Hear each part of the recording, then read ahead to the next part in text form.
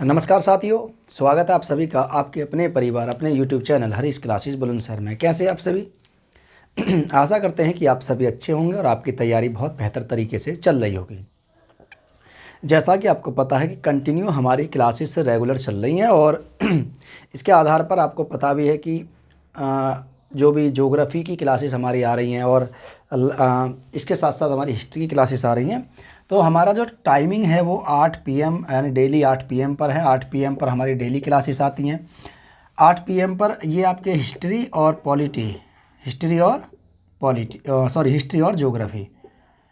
Geography और जल्दी ही हम पॉलिटी की भी क्लास लेकर के आएंगे, इसका ध्यान रख लेना आप लोग। ठीक है, हिस्ट्री और अभी फ़िलहाल ज्योग्राफी ही चल रही है और आज की हमारी क्लास वो हिस्ट्री की है।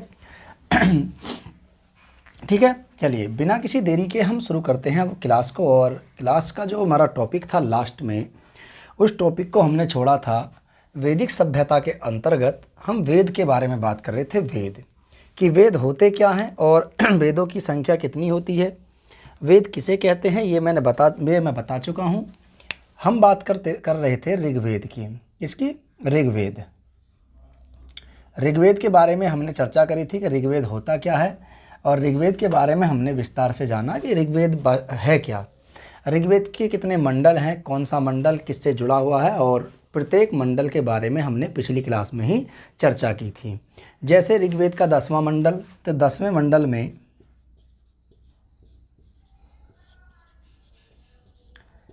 इसमें पुरुष सूक्त के बारे में बताया गया है। पुरुष सूक्त, और पुरुष सूक्त जो है ये 4 वर्णों से संबंधित है। किससे संबंधित है? 4 वर्णों से। 4 वर्ण कौन कौन से थे? 4 वर्ण की बात करें तो एक वर्ण आपका आता है ब्राह्मण वर्ण, एक आपके क्षत्रिय वर्ण, एक वैश्य वर्ण और एक शूद्र वर्ण। इन 4 वर्णों की बात करी थी कि वैदिक काल में समाज में 4 वर्ण का प्रचलन था। ये सामाजिक इकाई थी। क्या थी ये? सामाजिक इकाई। ये सामाजिक इकाइयाँ थीं और ये इकाई प्राचीन काल से प्रारंभ हुई थी और आज तक ये समाज में चलती आ रही हैं। इन चारों इकाइयों के बारे में आज तक हम पढ़ते आए हैं और आज समाज में इनका प्रचलन है। समाज में ब्राह्मण भी हैं, समाज में क्षत्रिय भी हैं, समाज में वैश्य भी हैं, समाज में शूद्र भी हैं। ये सामाजिक व्यवस्था जो वैदिक काल में प्रारंभ हुई, ये आज एक जाति के रूप में उभर करके सामने आ चुकी है और ये व्यवस्था अब आगे आने वाले समय में हो सकता है कि कभी ख़त्म ना हो, लेकिन ये व्यवस्था प्राचीन काल से शुरू हुई थी और अब तक यहाँ पर चली आ रही है। और ऋग्वेद का जैसे मैंने बताया था कि 9वां मंडल जो जुड़ा हुआ है वो किससे जुड़ा हुआ है? वो सोम देवता से जुड़ा हुआ है। सोम देवता यानी यहाँ पर सोम रस और सोम देवता से संबंधित जानकारी मिलती है 9वें मंडल में। 8वें मंडल की मैंने बात करी थी कि 8वां मंडल आपके जुड़ा हुआ है। मैंने 7वें मंडल की भी बात करी थी कि 7वां मंडल, इसका जुड़ाव भारत के यानी विश्व के पहले युद्ध से है। विश्व का प्रथम युद्ध किसके मध्य लड़ा गया था? ये युद्ध लड़ा गया था आर्यों और अनार्यों के मध्य। आर्यों व अनार्यों के मध्य लड़ा गया युद्ध था। ये युद्ध आर्यों अनार्यों के मध्य हुआ और इस युद्ध को दशराग्य युद्ध के नाम से जाना गया।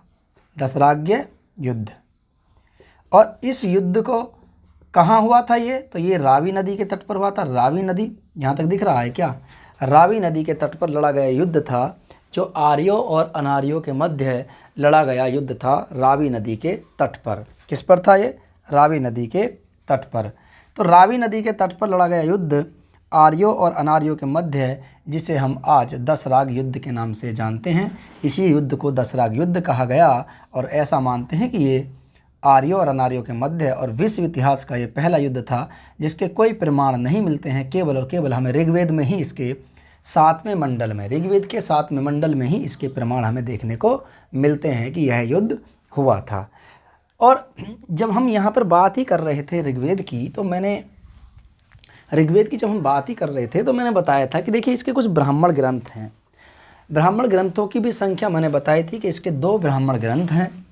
और ब्राह्मण ग्रंथ होते क्या हैं, ब्राह्मण ग्रंथों की मैंने बात करी थी कि ब्राह्मण ग्रंथ होते क्या हैं, ब्राह्मण ग्रंथ क्या होते हैं, उपनिषद क्या होते हैं और आरण्यक क्या होते हैं, इनके सब के बारे में हम बात करेंगे। लेकिन पहले ब्राह्मण ग्रंथ देखेंगे कि ऋग्वेद के ब्राह्मण ग्रंथ, यही मैंने टॉपिक छोड़ा था, ब्राह्मण ग्रंथ। देखिए, सबसे पहले समझिए कि ब्राह्मण ग्रंथ है क्या। मैंने कहा था कि देखिए, मान लीजिए कोई वेद पढ़ना चाह रहा है और उसे समझ में ना आए कि वेद वास्तव में होते क्या हैं, और वेदों की भाषा आसानी से उनको समझ ना आए और वेदों को पढ़ने में कोई कठिनाई हो, वेदों के सही उच्चारण के लिए या वेदों को सही ढंग से समझने के लिए जिन ग्रंथों की रचना की गई थी, उन्हीं ग्रंथों को ब्राह्मण ग्रंथ, आरण्यक और उपनिषद कहा गया। इनमें ब्राह्मण ग्रंथ सबसे महत्वपूर्ण होते हैं।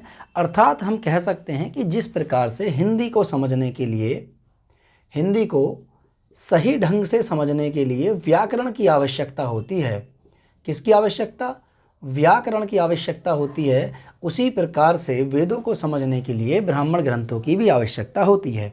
यानी हम वेदों को तभी ही पढ़ पाएंगे जब हमारे ब्राह्मण ग्रंथ अच्छे होंगे। ब्राह्मण ग्रंथों को पढ़ करके ही हम वेदों को सही ढंग से समझ पाते हैं। बिल्कुल अपोजिट होता है जैसे व्याकरण का हिंदी के लिए, ठीक है।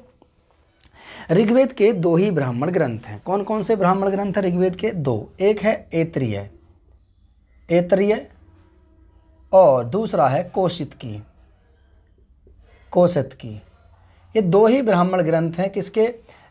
ऋग्वेद के। ये किसने लिखा था? ऐतरेय ब्राह्मण को महीदास के द्वारा लिखा गया था। किसके द्वारा? महीदास। इसकी रचना महीदास के द्वारा की गई थी और इनकी माता का नाम था इतरा। इनकी माता का नाम इतरा था, और इतरा का पुत्र होने के कारण इन्होंने रचना करी ऐतरेय ब्राह्मण की। तो इतरा का पुत्र होने के कारण इन्होंने ब्राह्मण ग्रंथ की रचना करी, और ब्राह्मण ग्रंथ की रचना जब इन्होंने की तो इतरा का पुत्र होने के कारण इनको ऐतरेय ब्राह्मण के नाम से जाना गया। ऋषि कुशितक, इसकी रचना किसने करी थी? कौशितकी ब्राह्मण ग्रंथ की रचना ऋषि कुशितक के द्वारा की गई थी। ऋषि कुशितक। तो ऋषि कुशितक के द्वारा इसकी रचना करी गई थी। अगर आपसे ऋषि मुनियों के बारे में पूछे तो याद रखना कि कौशितकी की रचना की गई थी ऋषि कुशितक के द्वारा। अब आइए जानते हैं, ब्राह्मण ग्रंथ देख लिया, अब जानते हैं आरण्यक। आरण्यक होता क्या है? आरण्यक सबसे पहले हम डेफिनेशन समझेंगे आरण्यक की, कि आरण्यक वास्तव में होता क्या है। देखिए, आरण्यक की बात करें तो आरण्यक का अर्थ होता है वन में लिखी जाने वाली पुस्तकें। यानी इनको वन में लिखी जाने वाली, ठीक है, यहाँ लिखिए, वन में लिखी जाने वाली पुस्तकें। तो वन में लिखी जाने वाली पुस्तकों को आरण्यक कहा जाता है।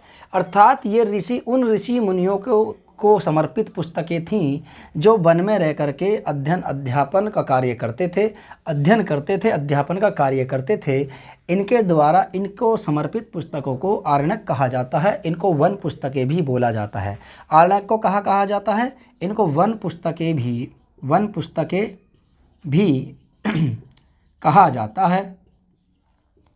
इनको वन पुस्तकें भी कहा जाता है। क्यों कहा जाता है? क्योंकि ये उन्हीं के द्वारा, उन्हीं को समर्पित पुस्तकें थी, उन्हीं के लिए लिखी गई थी जो वन में रह करके अध्ययन और अध्यापन का कार्य करते थे। जैसे मैंने कल भी बताया था कि हिंदू धर्म में 16 संस्कार होते हैं। एक संस्कार होता था उपनयन संस्कार, जिसमें बच्चों की शिक्षाओं से संबंधित होता था। ये बच्चों की शिक्षाओं से संबंधित उपनयन संस्कार जो होता था वो बच्चों की शिक्षा से संबंधित होता था।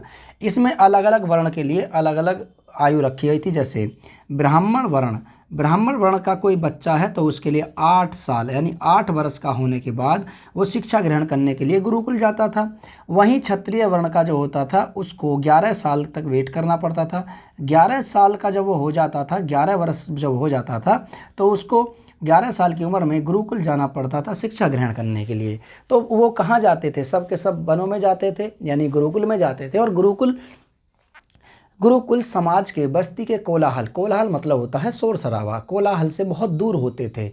अर्थात कह सकते हैं किसी ऐसी पहाड़ी पर, किसी ऐसे जंगल में जहाँ शोर शराबा ना हो, जिससे कि अध्ययन और अध्यापन का कार्य शांतिपूर्वक हो सके, ऐसे स्थलों पर गुरुकुल स्थित होते थे। और ये वन में ही ज़्यादातर होते थे। तो इसलिए इनको वन पुस्तकें भी कहा जाता था, क्योंकि वन में रहने वाले लोगों के लिए लिखी गई हैं। ठीक है। ऋग्वेद के जो आरण्यक हैं इनकी संख्या 2 है। कौन कौन सी है? एक है ऐतरेय आरण्यक, और दूसरा है आपके कोशितकी। वही इनके दोनों हैं, तो कोशितकी, ऐतरेय और कोशितकी, ये दोनों आरण्यक किसके हैं? ये दोनों आरण्यक आपके ऋग्वेद के हैं। आरण्यक का अर्थ होता है ये कार्य करते हैं सेतु की तरह, यानी ब्राह्मण ग्रंथ और ऋग्वेदों के मध्य एक सेतु का कार्य करते हैं। अर्थात हम कह सकते हैं कि ब्राह्मण ग्रंथ और ऋग्वेद दोनों के मध्य जो संबंध व्यक्त करता है वो आरण्यक ही होता है। अर्थात ब्राह्मण ग्रंथ और ऋग्वेद के मध्य सेतु एक पुल की तरह कार्य करता है। याद रखना, क्या? आरण्यक। अब बात करते हैं इसके हम किसकी, यानी अब ऋग्वेद के कुछ उपनिषद हैं। उपनिषद की बात करें कि ऋग्वेद के उपनिषद कौन कौन से हैं, तो उपनिषदों को भी देख लेते हैं। उपनिषद होता क्या है? उपनिषद की बात करें तो देखिए उपनिषद का अर्थ क्या होता है? उप प्लस निषद, तो दो शब्दों से मिलकर के बना है उप प्लस निष। इसका अर्थ क्या होता है? उप का मतलब होता है समीप, और निष का मतलब होता है बैठना। अर्थात गुरु के समीप ज्ञान बैठ करके ज्ञान अर्जित करना ही उपनिषद कहलाता है। किसका? अर्थात हम कह सकते हैं, अर्थात गुरु के समीप बैठकर ज्ञान अर्जित करना या ज्ञान प्राप्त करना उपनिषद कहलाता है। तो उपनिषद का अर्थ क्या होता है? उपनिषद गुरुओं के समीप बैठ करके ज्ञान प्राप्त करना उपनिषद ही कहलाता है। ऋग्वेद के 2 ही उपनिषद थे। कितने उपनिषद थे? 2 उपनिषदों की बात करें तो इनकी भी संख्या 2 है। तो ऋग्वेद के 2 ही उपनिषद हैं। एक है आपके ऐतरेय और दूसरा है आपके सर कोशितकी। ठीक है, 2 ही उपनिषद हैं कोशितकी, ऐतरेय और कोशितकी, ये 2 ही उपनिषद हैं किसके? ऋग्वेद के। तो आप साथ के साथ चलते रहिए, देखते रहिए कि उपनिषदों की संख्या कितनी होती है और साथ के साथ कौन सा उपनिषद किसका होता है, क्योंकि एग्जाम में इस तरीके से क्वेश्चन पूछ लिया जाता है कि बताइए निम्नलिखित में से ऐतरेय उपनिषद किस वेद का है। तो ऐतरेय जो उपनिषद है वो किस वेद से संबंधित है? वो ऋग्वेद से संबंधित है। आपसे पूछ लिया जाए कि निम्नलिखित में से कौन सा ब्राह्मण ग्रंथ ऋग्वेद का है, तो ब्राह्मण ग्रंथ वो देगा जैसे कोशितकी, ठीक है, शतपथ ब्राह्मण, गोपथ ब्राह्मण, इन ब्राह्मण ग्रंथों को वो देगा।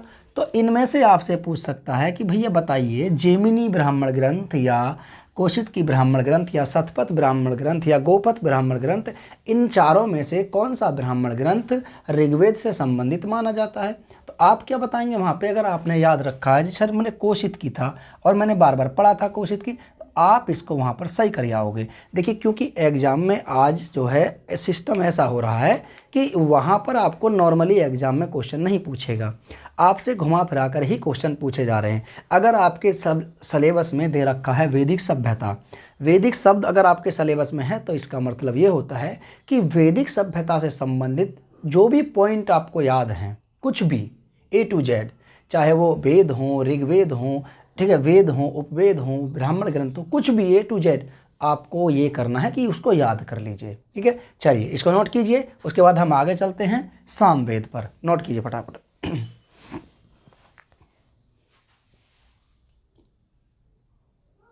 चलिए शुरू करें। अब हम चलते हैं सामवेद को लेकर के कि सामवेद है क्या। ठीक है, चलिए यहाँ तक हो गया, नोट किया होगा, स्क्रीनशॉट ले ली है। चलिए मैंने कहा था कि पढ़ना आपकी जिम्मेदारी है, पढ़ाना मेरी जिम्मेदारी है। आप पढ़िए। मैं जो चीज़ें अगर नई तरीके से मैं पढ़ाना शुरू करता हूँ तो मेरा टारगेट यही होता है कि मैं बेहतर तरीके से उस कंटेंट को फिर से प्रोवाइड कराऊँ। अगर आपने मुझसे ऑफलाइन भी पढ़ा है तो याद रखना कि ऑफलाइन और इसमें बहुत सारा अंतर होगा, क्योंकि मैं बहुत सारी चीज़ें ऐसी बताऊंगा जो ऑफलाइन में भी नहीं बताई होंगी शायद, और जो ऑनलाइन में मैंने बताई, हो सकता है ऑफलाइन में ना बता पाते क्योंकि कभी कभी दिमाग पे आता नहीं है वो चीज़ें। ठीक है, चलिए बात करते हैं इसमें नेक्स्ट आगे। अब बात करते हैं सर सामवेद की। सामवेद सामवेद, चलिए सामवेद, इसे भारतीय संगीत का जनक कहा जाता है। ठीक है, पॉइंट नंबर 1, इसे भारतीय संगीत का, इसे भारतीय संगीत का जनक कहा जाता है। जनक कहा जाता है।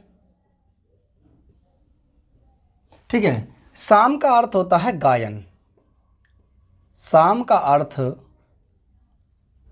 गायन से होता है, गायन होता है, याद रखना इसको। ठीक है, साम का अर्थ क्या होता है? गायन। इसे भारतीय संगीत का जनक कहते हैं। क्यों कहते हैं इसे भारतीय संगीत का जनक? भारतीय संगीत का जनक इसलिए कहा जाता है क्योंकि जो संगीत में जो 7 स्वर हैं, 7 स्वर कौन से होते हैं? 7 स्वर, संगीत के जो 7 स्वर होते हैं, 7 स्वर आप जानते हैं जिनको बोलते हैं सारे गामा पाधा नी सा। तो सारे गामा पाधा नी सा, इन 7 स्वरों का जो जनक माना जाता है वो भारतीय संगीत में वो माना जाता है सामवेद को। तो 7 स्वरों का उल्लेख सामवेद में ही मिलता है, इसलिए इसे भारतीय संगीत का जनक कहा जाता है। और साम का अर्थ भी होता है गायन। अब ये गायन कहाँ होता था, किस प्रकार से होता था? देखिए यहाँ पर ये क्या था कि ये जो पूरा टोटल सामवेद जुड़ा हुआ था, हर एक वेद का अपना एक मतलब होता है। अभी समझाऊंगा मैं आपको, जब उपवेद पढ़ाऊंगा तो वहाँ भी समझाऊंगा, थोड़ा यहाँ समझ लीजिए। हर एक वेद का अपना एक मतलब, एक अर्थ होता था। अर्थ क्या होता था? जैसे सामवेद, सामवेद में होता क्या था कि प्राचीन काल में जो राजा महाराजा होते थे, जब वो युद्ध करने के लिए जाते थे, तो युद्ध करने से पहले या युद्ध करने के बाद जो शास्त्रीय संगीत की कला वहाँ पर मौजूद होती थी, तो उस समय सामवेद के ही प्रयोग किया जाता था। सामवेद के मंत्रों का ही वहाँ पर उच्चारण किया जाता था।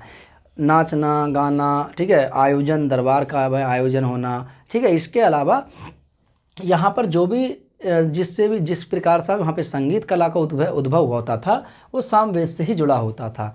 और यहाँ पर सामवेद में ये कामना करते थे कि भाई जीत कर ही आएँ, ये हो वो हो। ठीक है, तो बहुत सारी चीज़ें यहाँ पर होती थी।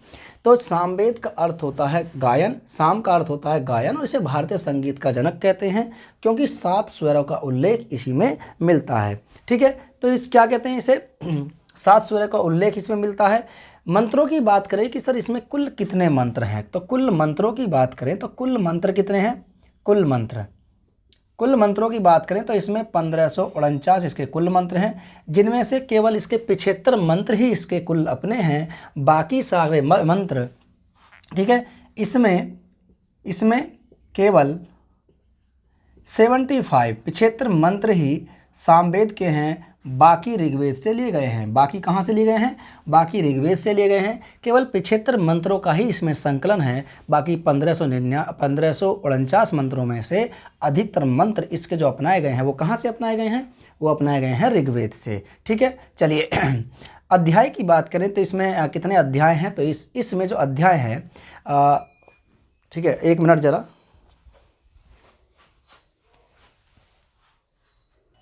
ठीक है, थोड़ी सी लाइट प्रॉब्लम हो गई थी, वो कट गई थी। तो चलिए मंत्र की बात करें तो 75 मंत्र इसके हैं। अध्याय की बात करें कि सर इसमें कितने अध्याय हैं कुल? देखिए अध्याय देख लेते हैं। अध्याय में जो होता है पाठ। अध्याय कितने हैं? इसमें 40 अध्याय हैं, कुल मिलाकर के इसमें 40 अध्याय हैं।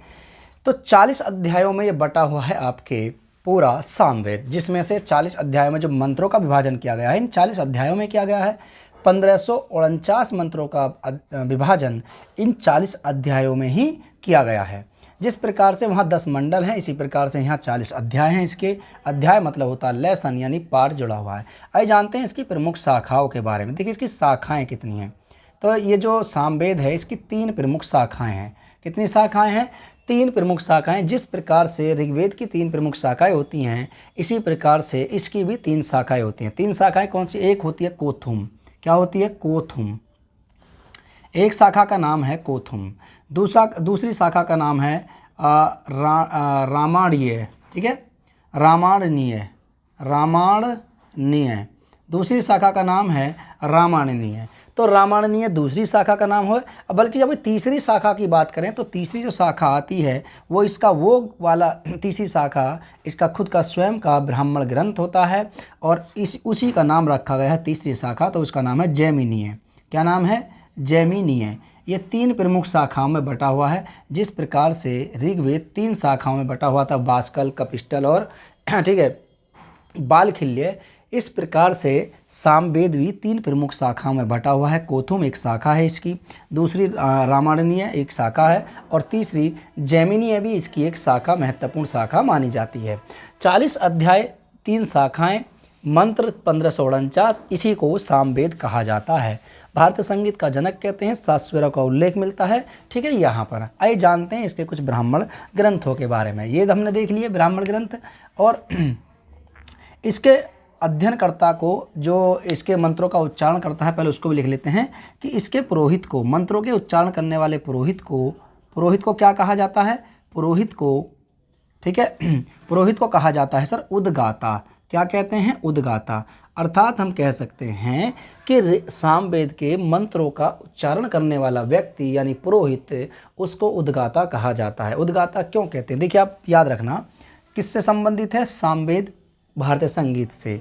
संगीत आप गुनगुनाओगे तो कहते हैं भाई गाता क्यों डोल रहा है, भाई क्यों गाता डोल रहा है, गाता फिर रहा, पता नहीं क्यों गा रहा है। तो गाना उस पर आएगा तभी तो वो गाएगा। तो गाता, भाई क्या गा रहा है? कुछ गाना गा रहा है, गाता फिर रहा है, वो गाता डोल रहा है, इधर उधर जा रहा है, गाता फिर रहा है, पता नहीं क्या गा रहा है। तो इसके मंत्रों का उच्चारण करने वाला पुरोहित उद्गाता कहलाता है। आइए जानते हैं इसके ब्राह्मण ग्रंथों के बारे में कि इसके कितने ब्राह्मण ग्रंथ हैं। ब्राह्मण ग्रंथ, ठीक है। सामवेद के 2 ब्राह्मण ग्रंथ हैं। एक ब्राह्मण ग्रंथ का नाम है तांडीय। क्या नाम है? एक का नाम है तांडीय और दूसरे का नाम है जैमिनीय। तो 2 इसके ब्राह्मण ग्रंथ हैं। एक का नाम है तांडीय, दूसरे का नाम है जैमिनीय। तांडीय की बात करें तो इसमें 25 अध्याय हैं, 25 अध्याय हैं। इसी में है 25 अध्याय, यानी ब्राह्मण ग्रंथ जो है तांडीय, ये 25 अध्याय में विभक्त है। इसे 25 महाब्राह्मण भी कहते हैं। इसे 25 का मतलब क्या होता है? देखिए, पंच का मतलब होता है 5, 20 का मतलब होता है 20, 25 अध्याय में बटा हुआ है, इसलिए इसे 25 ब्राह्मण ग्रंथ भी इसे कहते हैं। ब्राह्मण ग्रंथ भी इसे कहते हैं, इसे महाब्राह्मण ग्रंथ भी कहते हैं। 25 अध्याय में बटा हुआ है। तो अगर आपसे पूछा जाए एग्जाम में कि 25 ब्राह्मण ग्रंथ या महाब्राह्मण ग्रंथ किसको कहा जाता है, तो वो है आपके तांडीय ब्राह्मण ग्रंथ। तो तांडीय ब्राह्मण ग्रंथ जो है आपके 25 अध्याय में विभक्त है। इसी ब्राह्मण ग्रंथ में किसका उल्लेख मिलता है? कृष्ण और देवकी का उल्लेख मिलता है। किसका उल्लेख मिलता है? कृष्ण व देवकी का उल्लेख मिलता है। कृष्ण व देवकी का उल्लेख इसी के अंतर्गत मिलता है। ठीक है, किसके अंतर्गत? इसी के अंतर्गत। तो इसी में सबसे प्राचीन जो माना जाता है वो आपके एक इसमें तांडीय नहीं, उसको एक वेद है, क्या नाम है इसका? छांदोग्य। सबसे प्राचीन वेद माना जाता है और सबसे प्राचीन उपनिषद माना जाता है छांदोग्य। उसके बारे में बात करेंगे, तो इसको भी यहीं छोड़ दीजिए, इसको यहीं पे। ठीक है, चलिए आगे बात करते हैं हम। ब्राह्मण ग्रंथ हो गए, ठीक है, यहाँ तक दिख रहा है ना? एक बार देख लीजिए।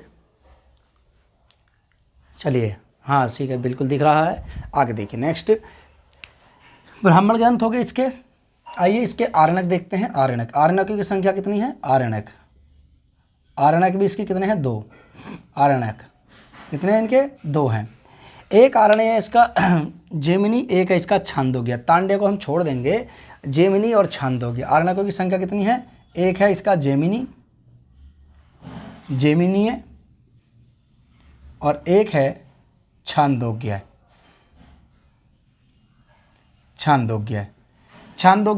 ये 2 ही इसके क्या हैं? 2 इसके आरण्यक है और इनमें से 2 इसके आरण्यक है। एक है आपके जैमिनी, एक है आपके छांदोग्य, 2 इसके आरण्यक हैं। वहीं इसके उपनिषदों की बात करें कि सर इसके उपनिषद कितने हैं? उपनिषद देख लेते हैं। उपनिषदों की संख्या की बात करें तो देखिए इसके उपनिषद 2 ही इसके उपनिषद हैं। एक है आपके छांदोग्य, एक है आपके जैमिनी। तो एक है जैमिनीय और दूसरा है आपके छांदोग्य। छांदोग्य। ठीक है, दो ही इसके क्या हैं, दो ही इसके उपनिषद हैं। छांदोग्य उपनिषद की बात करें तो सबसे प्राचीन उपनिषद माना जाता है। ठीक है, यह सबसे, ठीक है, इसके बारे में लिख लीजिए कि यह सबसे, ठीक है, मैं इससे लिख देता हूँ कि यह सबसे, नहीं दिख रहा शायद, ठीक है, ठीक है, ये जो है आपके छांदोग्य उपनिषद, यह सबसे प्राचीन उपनिषद क्या है, सबसे प्राचीन उपनिषद। चलिए मैं इससे लिख देता हूँ, यह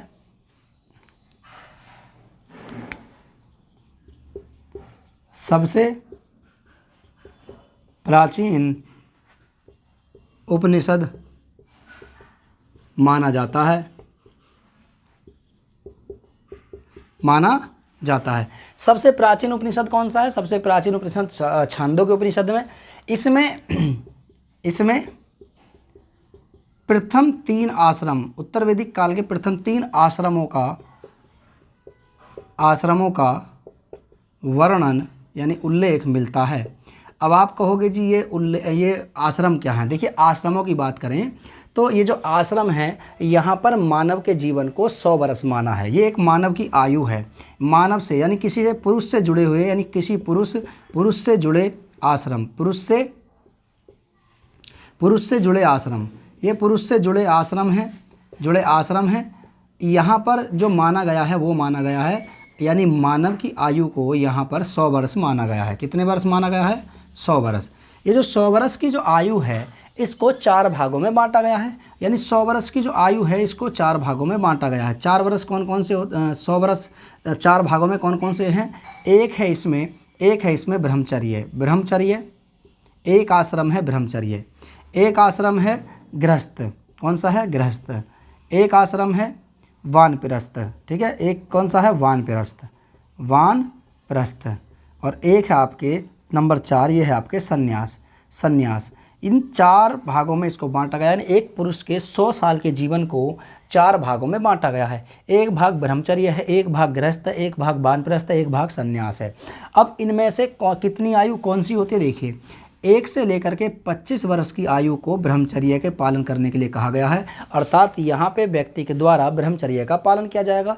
यहाँ पर किसी स्त्री को नहीं देखा जाएगा, ना ही उससे बात करने का प्रयास किया जाएगा, यानी उसकी बिना की अनुमति के उससे बात नहीं कर सकते, उसको देख नहीं सकते, उसे छू नहीं सकते। ब्रह्मचर्य का पालन करना है, यहाँ पर रह करके पूरी तरीके से शिक्षा ग्रहण करनी है, इसी को ब्रह्मचर्य का पालन कहा गया है। और इस जीवन को ब्रह्मचर्य कहा गया है, और इस आश्रम को ब्रह्मचर्य आश्रम कहा गया है। उसके बाद 26 से लेकर के 25 साल, यानी 26 से लेकर के 50 वर्ष कह सकते हैं हम, 25 से 50 वर्ष यानी 26 साल लग जाएगा, तो 26 टू 50 वर्ष। यहाँ पर क्या होगा, ये इस जीवन को गृहस्थ जीवन कहा है। यहाँ पर जिस व्यक्ति ने, जिस स्टूडेंट ने यहाँ पर जो भी शिक्षा ग्रहण करी, अब वो उसको क्या होता है कि उसको कहा जाता है, यही चाहे तो आप आगे अपना जीवन ब्रह्मचर्य का पालन कर सकते हो, या आप अपने गृहस्थ जीवन में जा सकते हो। यानी यहाँ पर अपने परिवार से जुड़िए, अपने परिवार से अपनी फैमिली प्लानिंग कीजिए। यानी यहाँ पर कह सकते हैं कि आप शादी विवाह कर सकते हैं, आपकी इच्छा है। अगर आप आगे बढ़ना चाहें तो ब्रह्मचर्य का पालन करते रहिए। ये और इसको क्या बोला जाता है वो बताऊंगा आगे मैं, अभी टेंशन ना लीजिए। वानप्रस्थ की बात करें तो देखिए 51 से लेकर के 75 वर्ष की जो आयु है, इसमें कहा गया था कि आप आध्यात्मिकता की ओर जाइए। आध्यात्मिकता मतलब आप क्या कर सकते हो, आप ठीक है, आप देवी देवताओं का गान कर सकते हो, देवी देवताओं का आराधना कर सकते हो, उपासना कर सकते हो, यानी पूरी तरीके से आप आज़ाद हो यहाँ पर। लेकिन इतना भी नहीं, परिवार के साथ रह करके आप आध्यात्मिक जीवन जी सकते हो। दूसरा, यहाँ पर सबसे लास्ट में जो सन्यास था, ये 76 से लेकर के, कहने का मतलब है 100 वर्ष तक सबसे लास्ट वाला जो आश्रम होता था उसे सन्यास कहते थे। सभी जीवन की मोहमायाओं को त्याग करके आप सन्यास ग्रहण कर लीजिए, आप सन्यासी बन जाइए। इन चारों आश्रमों में जो पहले 3 आश्रम हैं, जिनमें से ब्रह्मचर्य, गृहस्थ और वानप्रस्थ, इन तीनों का उल्लेख हमारा कहाँ में मिलता है, छांदोग्य उपनिषद में। छांदोग्य उपनिषद किसका है, सामवेद का। छांदोग्य उपनिषद किसका है, सामवेद का। इसी में उल्लेख मिलता है किसका, इसमें प्रथम 3 आश्रमों का उल्लेख मिलता है। और ये आश्रम कब जोड़े गए थे, ये आश्रम उत्तर वैदिक काल से संबंधित हैं, उत्तर वैदिक काल, ठीक है, उत्तर वैदिक काल से संबंधित आश्रमों को, ठीक है, क्या कहा जाता है, ब्रह्मचर्य, गृहस्थ, वानप्रस्थ, सन्यास। एक मानव के जीवन को इस प्रकार से बांटा गया था। आप इसको ध्यान रखना, ठीक है। चलिए इसको नोट कर लीजिए, उसके बाद हम आगे चलते हैं। जल्दी नोट कीजिए इसमें फटाफट।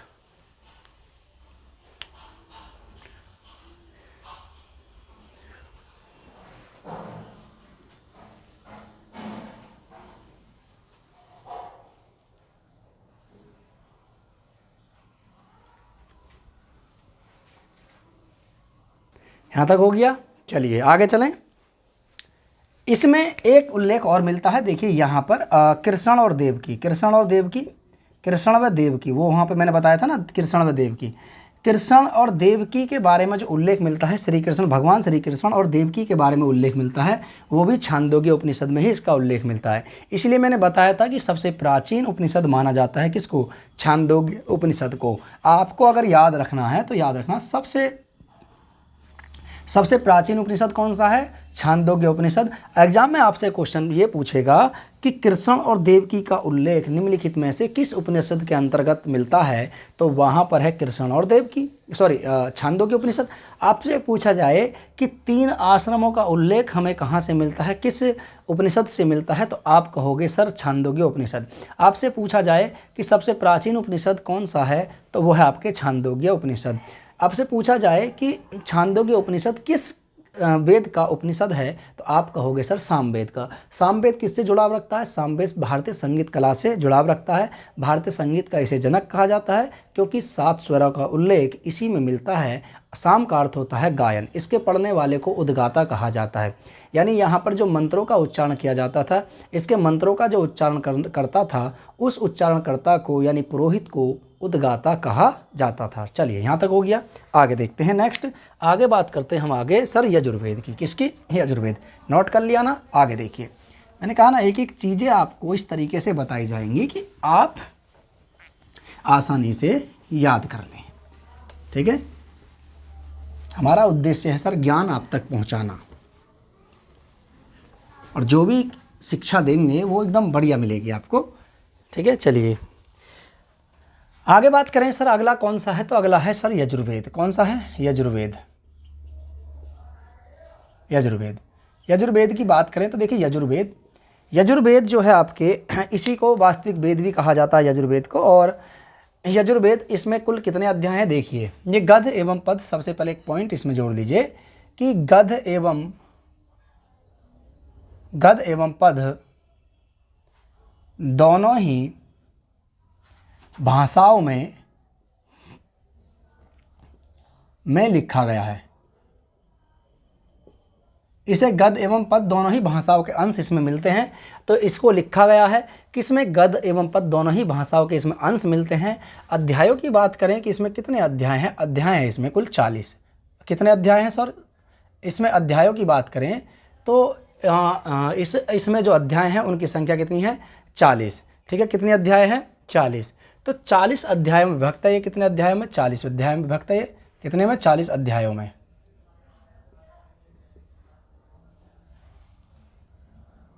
अच्छा, सामवेद में मैंने 40 अध्याय लिखवा दिए, सॉरी उसके लिए। 40 अध्याय नहीं है उसमें एक भी अध्याय नहीं है, ठीक है। सामवेद में अध्याय नहीं है, ठीक है, याद रखना। वो मैंने वहाँ बाई मिस्टेक थोड़ी मेरे से गलती हो गई, ठीक है।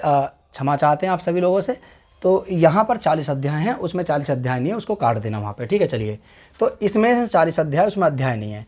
तो इसमें कितने अध्याय हैं, 40 अध्याय हैं। और इसमें 40 अध्यायों में अगर मंत्रों की बात करें कि इसमें कितने मंत्र हैं, तो इसमें मंत्रों की बात करें तो इसमें कुल मंत्रों की संख्या कितनी है, 1990 है।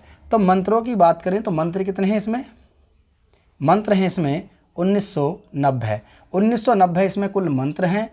इसकी 2 शाखाएं हैं। कितनी शाखाएं हैं, 2 शाखाएं हैं। शाखा कितनी है इसकी, 2 शाखा। तो यजुर्वेद की 2 शाखाएं हैं। यजुर्वेद की शाखा की बात करें यजुर्वेद की तो कितनी शाखाएं हैं इसकी, 2 शाखाएं हैं। एक शाखा है इसकी कृष्ण यजुर्वेद। कौन सी है, कृष्ण यजुर्वेद। एक है इसकी कृष्ण यजुर्वेद और एक है इसकी शुक्ल यजुर्वेद। कौन सी है, शुक्ल यजुर्वेद। इसकी 2 प्रमुख शाखाएं हैं, कृष्ण यजुर्वेद और शुक्ल यजुर्वेद। शुक्ल यजुर्वेद को वास्तविक वेद माना जाता है, याद रखना, इसी को वास्तविक वेद कहते हैं, ठीक है। इसे वास्तविक इसे वास्तविक वेद कहा जाता है, वेद कहा जाता है, इसे वास्तविक वेद कहा जाता है। ठीक है। कृष्ण यजुर्वेद की बात करें तो सर कृष्ण यजुर्वेद को भी 4 भागों में बांटा गया है। कृष्ण यजुर्वेद कौन कौन से हैं इसके 4 भाग? एक है काठक। इसके 4 भागों की बात करें तो देखिए कृष्ण यजुर्वेद को 4 भागों में बांटा गया है। एक है आपके काठक, काठक कौन सा है? काठक। दूसरा कौन सा है? एक है इसका कपिष्ठल। काठक है, कपिष्ठल है, कौन सा है? कपिष्ठल, कपिष्ठल। एक है मैत्रेयी और एक है तैतरेयी। कौन सा है? मैत्रेयी। और एक है सर इसमें तैतरेयी, तैतरीय या तैतरेयी। ठीक है। ये इसके 4 प्रमुख भाग हैं। कृष्ण यजुर्वेद को 4 भागों में बांटा गया है। एक भाग है इसका काठक, एक है कपिष्ठल, एक है मैत्रेयी, एक है तैतरेयी। वहीं हम शुक्ल यजुर्वेद की बात करें तो सर शुक्ल यजुर्वेद की भी 2 शाखाएं हैं। 2 शाखाएं कौन कौन सी हैं? इसमें भी 2 शाखाओं में इसका विभाजन क्या है, यानी इस वास्तविक वेद को शुक्ल यजुर्वेद कहा जाता है और इसकी भी 2 शाखाएं हैं। 2 शाखाएं कौन सी? एक है कांडव। कौन सी है? कांडव। एक है इसमें कांडव, कांडव एक इसकी शाखा है और दूसरी जो शाखा है इसके अंतर्गत उसका नाम है माध्यादिन, माध्यादिन। ये इसकी प्रमुख शाखा है। कांडव और माध्यादिन ये इसकी प्रमुख शाखा हैं किसकी? शुक्ल यजुर्वेद की। और इसको ही वास्तविक वेद कहा जाता है। इसके पुरोहित को, यानी मंत्रों के उच्चारण करने वाले पुरोहित को, ठीक है, क्या कहते थे? इसको अर्धवायु कहा जाता था। इसके पुरोहित को अर्धवायु कहते हैं। इसके पुरोहित को अर्धवायु कहते हैं। क्या कहते हैं? इसके मंत्रों का, यानी यजुर्वेद के मंत्रों का उच्चारण करने वाला पुरोहित अर्धवायु कहलाता है। ध्यान रखना, इसको अर्धवायु कहलाता है। वहीं आगे बात करें तो सर देखिए इसके ब्राह्मण ग्रंथों की, तो ब्राह्मण ग्रंथ कौन कौन से इसके ब्राह्मण ग्रंथ हैं? ब्राह्मण ग्रंथ आइए जानते हैं यजुर्वेद के ब्राह्मण ग्रंथ। यजुर्वेद का एक ही ब्राह्मण ग्रंथ है, उसका नाम है शतपथ ब्राह्मण। क्या नाम है? शतपथ ब्राह्मण, शतपथ ब्राह्मण। ठीक है, एक ही ब्राह्मण ग्रंथ है, शतपथ ब्राह्मण। यह सबसे प्राचीन और सबसे बड़ा ब्राह्मण ग्रंथ माना जाता है। ठीक है, यह सबसे प्राचीन, सबसे प्राचीन एवं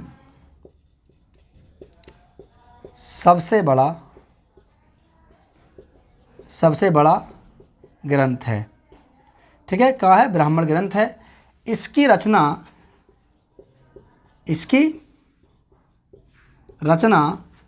याज्ञवल्क्य के द्वारा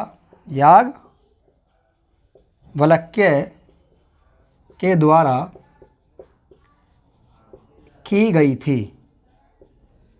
इसकी रचना किसके द्वारा की गई थी? इसकी रचना याज्ञवल्क्य के द्वारा की गई थी। सबसे बड़ा ब्राह्मण ग्रंथ शतपथ ब्राह्मण ग्रंथ जो यजुर्वेद का है, इसी को इसकी रचना किसने करी थी? याज्ञवल्क्य। याज्ञवल्क्य कौन थे? संस्कृत के बहुत बड़े आचार्य थे। प्राचीन काल वैदिक काल से इनका संबंध बताया जाता है। तो याज्ञवल्क्य एक महत्वपूर्ण संस्कृत के ज्ञाता। ठीक है, अभी बताएंगे आपको कि याज्ञवल्क्य और गार्गी और याज्ञवल्क्य के मध्य एक संवाद होता है। और ऐसा माना जाता है कि प्राचीन काल में याज्ञवल्क्य जो ऋषि थे, मार्ग में इनको गाय मिली थी। मैंने थोड़ा बहुत ही पढ़ा था इनके बारे में, ज़्यादा नहीं, कि मार्ग में गाय थी तो ये आदेश देते हैं कि गायों को मेरे आश्रम की तरफ हाँक लो। उसी में से गार्गी नामक विदुषी वहीं थी। दोनों के मध्य संस्कृत का संवाद होता है, विवाद होता है। मतलब एक संस्कृत के श्लोकों को लेकर के वहाँ संवाद होता है। संवाद इतना बढ़ जाता है कि जैसे ही याज्ञवल्क्य हारने वाले होते हैं तो याज्ञवल्क्य गार्गी को चेतावनी देते हैं कि शांत हो जाइए वरना मैं आपका सर फोड़ दूंगा, मैं अपना आपा खो दूंगा, गुस्से में इतना मैं गुस्सा हो रहा हूँ और मैं अपना आपा खो दूंगा, कभी कुछ हो ना जाए मैं तुम्हारा सर फोड़ दूंगा। तो गार्गी वहाँ शांत हो जाती हैं और ऐसा मानते हैं कि दोनों के मध्य संवाद, और इसमें गार्गी की जीत हुई थी। याज्ञवल्क्य ने पराजित नहीं किया था उन्हें, बल्कि गार्गी की जीत हुई थी। गार्गी ने यह साबित कर दिया था कि पुरुष ही केवल संस्कृत के ज्ञाता नहीं हो सकते, बल्कि महिलाएं भी संस्कृत की ज्ञाता हो सकती है। अभी बताऊंगा किसमें इसका उल्लेख मिलता है। तो ब्राह्मण ग्रंथ शतपथ ब्राह्मण, इसके रचयिता कौन थे? याज्ञवल्क्य। ठीक है, चलिए याद रखना। आरण्यक की बात करें तो इसके देखिए आरण्यक, इसके 3 आरण्यक हैं। आरण्यक की बात करें तो कितने आरण्यक हैं इसके? 3 आरण्यक हैं। ठीक है, यजुर्वेद के आरण्यक। आरण्यक की बात करते हैं, आरण्यक इसके तीन आरण्यक हैं। कौन कौन से तीन आरण्यक हैं? देखिए, एक आरण्यक इसका नाम है इसमें से जो आता है इसका नाम है बृहदारण्यक। एक बृहदारण्यक है, एक तैतरीय है, एक शतपथ है। ठीक है, एक आरण्यक कौन सा है? बृहदारण्यक। बृहदारण्यक, बृहदारण्यक। एक है तैतरीय, तैतरीय, और एक है आपके शतपथ। ठीक है, शतपथ। ये तीन ही इसके आरण्यक हैं, तीन आरण्यक हैं। वहीं इसके उपनिषदों की बात करें, देखिए इसके उपनिषदों की संख्या कुछ ज़्यादा है। ठीक है, यजुर्वेद के उपनिषद की बात करें तो इसमें उपनिषदों की संख्या कुछ ज़्यादा आती है। उपनिषद कौन से होते हैं? देखिए, एक उपनिषद है इसका बृहदारण्यक। ठीक है, एक उपनिषद है इसका बृहदारण्यक। बृहदारण्यक उपनिषद बहुत महत्वपूर्ण उपनिषद है। इसी उपनिषद में गार्गी एवं, ठीक है, इसमें गार्गी एवं याज्ञवल्क्य के मध्य संवाद का वर्णन इसी में मिलता है। गार्गी और याज्ञवल्क्य के मध्य जो संवाद हुआ था, उस संवाद का उल्लेख इसी में मिलता है। किसमें? बृहदारण्यक में। इसी में कहा जाता है कि याज्ञवल्क्य और गार्गी के मध्य प्रसिद्ध संवाद हुआ, और संवाद इतना बढ़ गया कि फिर याज्ञवल्क्य को यह कहना पड़ा कि मैं अपना आपा खो दूंगा अगर आप शांत ना हुई। गार्गी ने यह साबित कर दिया कि पुरुष ही संस्कृत के ज्ञाता नहीं हो सकते, बल्कि महिलाएं भी, स्त्रियां भी संस्कृत को आगे बढ़ा सकती हैं, संस्कृत की ज्ञाता हो सकती हैं। तो प्रसिद्ध महिलाएं, विदुषी महिलाएं, विद्वान महिलाएं गार्गी है, ठीक है, बहुत सारी आती हैं। पुष्पचूला है, बहुत सारी आती हैं। चारुलता है, बहुत सारी ऐसी महिलाएं आती हैं। अभी वैदिक काल में जब समाज की हम बात करेंगे, वैदिक कालीन समाज की बात करेंगे, तो वहाँ पर बहुत सारी महिलाओं का हम जिक्र करेंगे, बताएंगे कि कौन कौन सी महिलाएं थी जिन्होंने भारतीय संस्कृति को बचा के रखा। ठीक है, भारतीय संस्कृति और सभ्यता का प्रचलन किया, आगे जाकर के उन्होंने बढ़ावा दिया इस चीज़ को। ठीक है, भारतीय संस्कृति और सभ्यता आज भी हमारे भारत की नारियों से जानी जाती है, पहचानी जाती है। हमारे भारत की नारी, ठीक है, बहुत महान है। जब जब देश पे मुसीबत आई तो नारियों ने बढ़ चढ़ करके ही भाग लिया है। ठीक है, चलिए, तो बृहदारण्यक एक है आपके, इसमें से आता है सर एक कठोपनिषद। दूसरा कौन सा होता है? कठोपनिषद। एक है आपके कठोपनिषद। कठोपनिषद में किसकी जानकारी मिलती है सर? इसमें यम और नचिकेता के मध्य संवाद की जानकारी मिलती है। यम व नचिकेता के मध्य संवाद की जानकारी मिलती है। मध्य संवाद,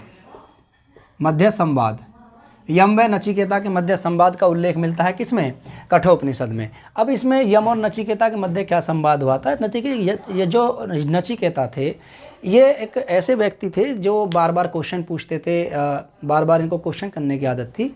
तो एक बार हुआ क्या कि इनके पिता बड़े भक्त थे, ठीक है, और वो भगवान की आराधना कर रहे थे, तो ये बार बार परेशान कर रहे थे उनको, इनके नचिकेता अपने पिता को। तो इनके पिता ने गुस्से में कहा कि तुम शांत हो जाओ, वरना मैं तुम्हें यमराज को दे दूंगा। वचन का पालन करने के लिए कहाँ चले गए? यमलोक चले गए। यमलोक के द्वार पर बैठे थे, यमराज वहाँ पर थे नहीं। यमलोक के द्वार वालों ने कहा कि भाई तुम यहाँ कैसे? बोले मैं यमराज से मिलना आया हूँ, मेरे पिता ने यमराज को देने के लिए कहा है। बोले यहाँ पर जिंदा व्यक्ति नहीं आ सकता। उसके बाद बोले कि मैं यमराज से मिलकर ही जाऊँगा। दरबार पर ही बैठ के, वहाँ पर दरवाजे पर ही बैठ गए। यमराज आए और यमराज ने पूछा, बताइए बच्चा, क्या मतलब कैसे यहाँ पर पहुँचे? बोले मेरे पिता ने तुम्हें देने के लिए कहा है। गए इनके पास, बाद में इन दोनों के मध्य संवाद हुआ। 3 वचन मांगे इन्होंने। कहा कि मृत्यु, जब आत्मा अमर है तो मृत्यु और जन्म का रहस्य क्या है?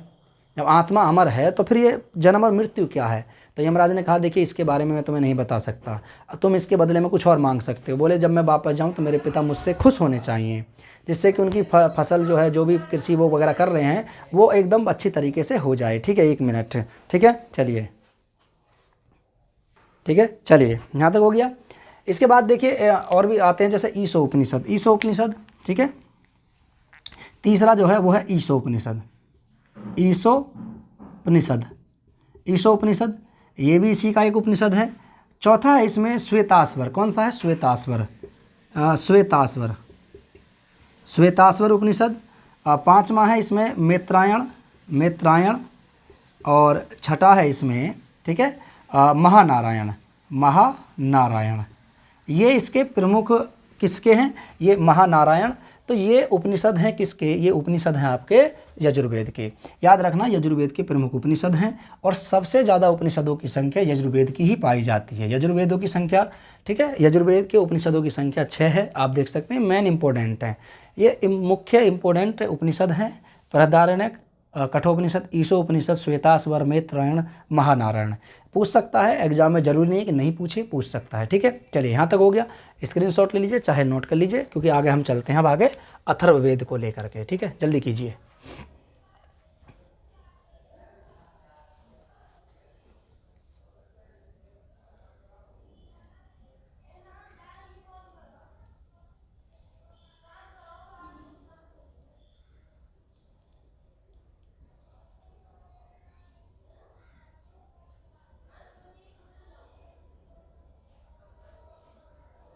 चलिए हो गया, चलिए देखिए।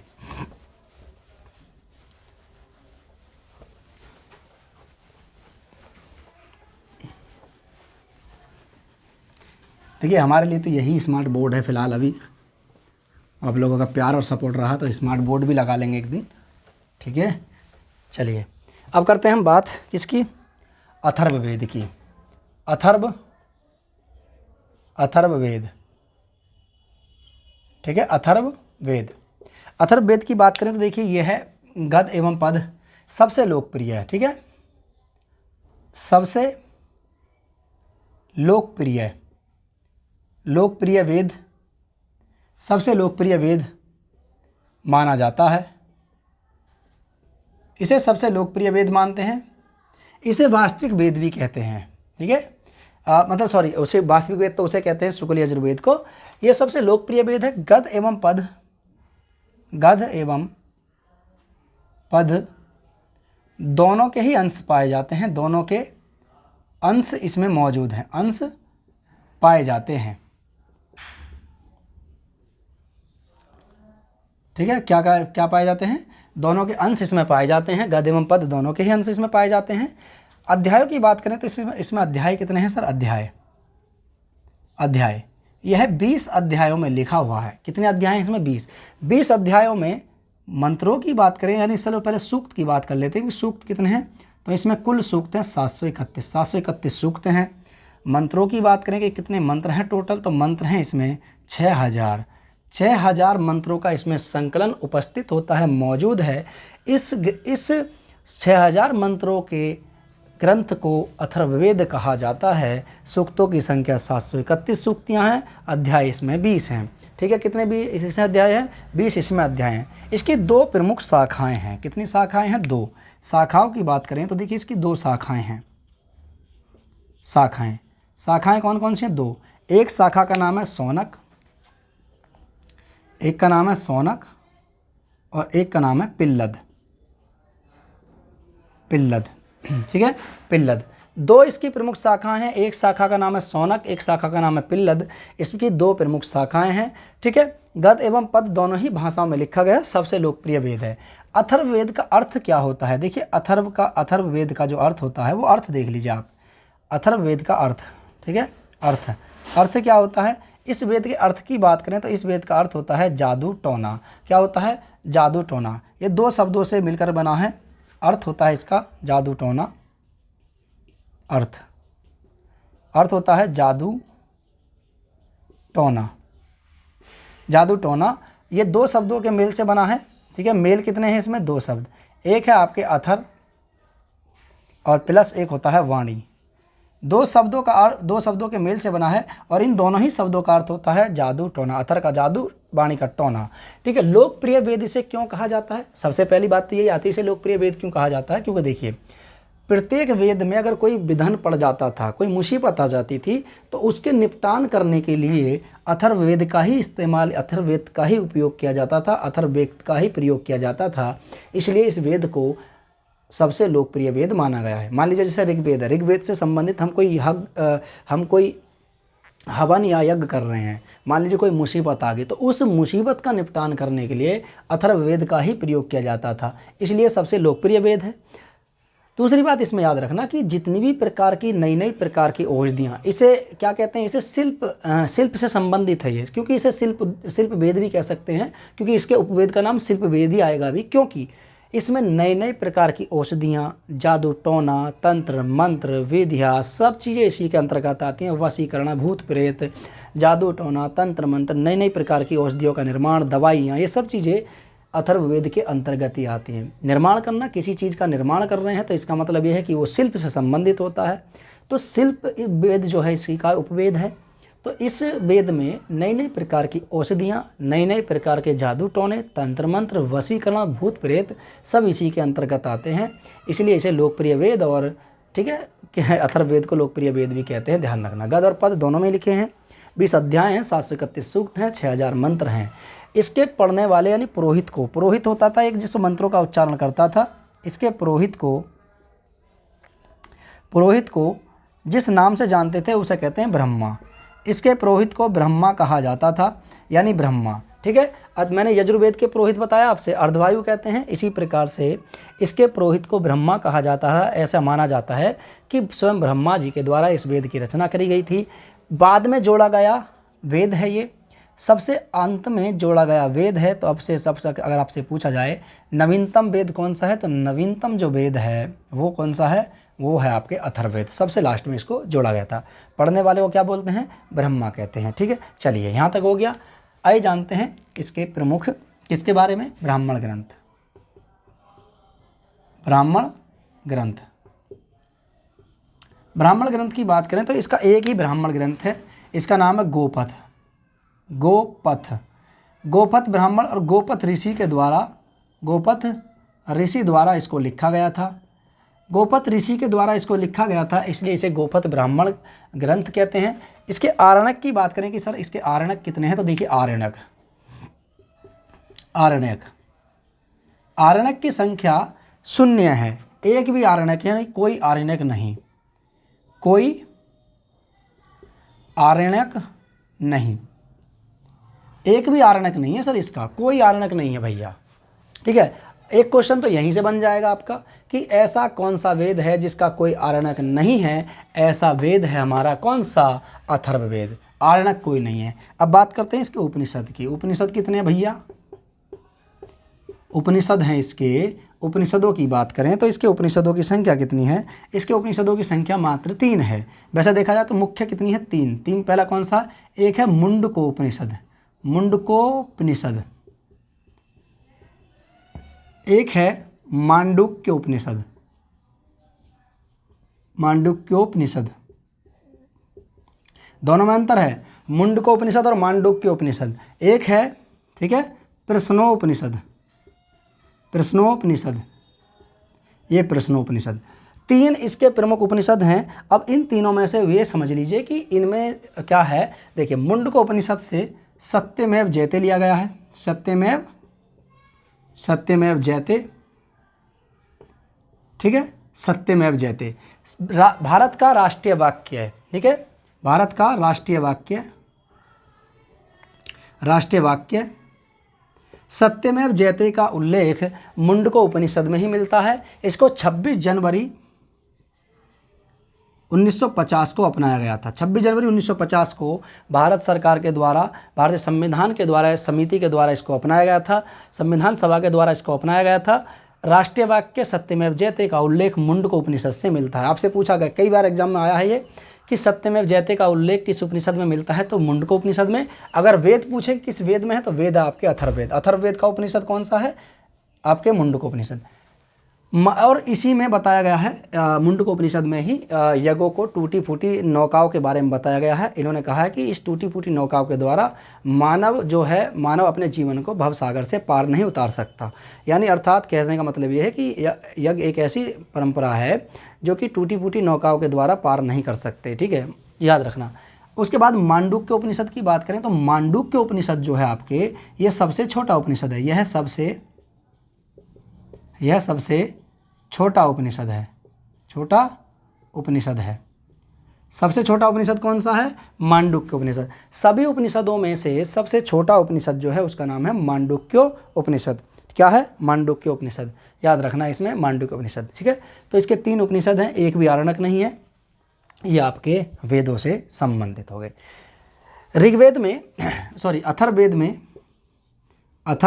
ठीक है, इसमें अथर्ववेद में इसमें 2 महाजनपद कौन कौन से हैं, मगध व अंग, मगध एवं अंग का वर्णन है। 16 महाजनपदों में से 2 महाजनपदों का उल्लेख किसमें मिलता है, अथर्ववेद में, क्योंकि बाद में जोड़ा गया है। इसमें देखिए सभा और समिति को, सभा व समिति को प्रजापति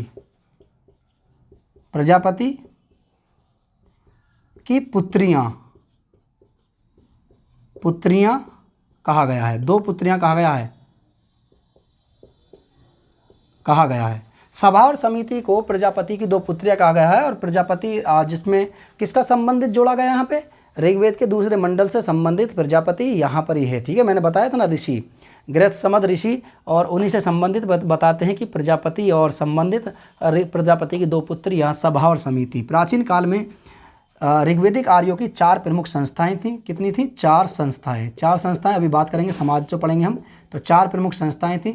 एक थी सभा समिति, यहाँ लिख रखी है सभा समिति, और एक थी आपकी विदत, और एक होती थी गण।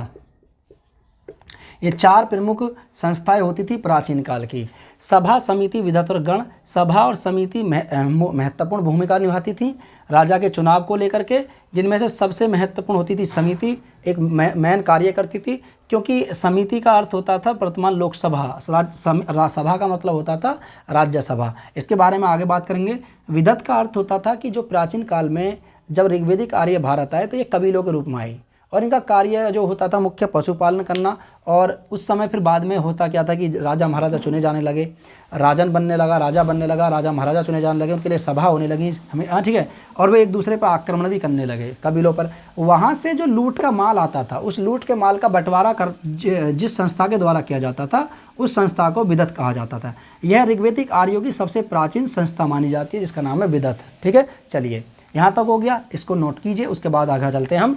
एक पॉइंट और बचा है इसमें से, उपवेद बचे हैं, और उपवेद के साथ साथ यहाँ पे जो बचा है अभी वेदांग बचे हैं। तो इसके बारे में हम आगे क्लास में चर्चा करेंगे। वेदांगों के बारे में, उपवेद के बारे में हम आगे क्लास में चर्चा करेंगे। आज की क्लास को हम यहीं रोकेंगे, क्योंकि वेद हमने पूरी तरीके से समाप्त कर लिए हैं। आगे हम क्लास में बात करेंगे नेक्स्ट क्लास में आगे टॉपिक को लेकर के। तब तक के लिए नमस्कार सभी के लिए, जय हिंद, और सभी के लिए जय भारत, नमस्ते।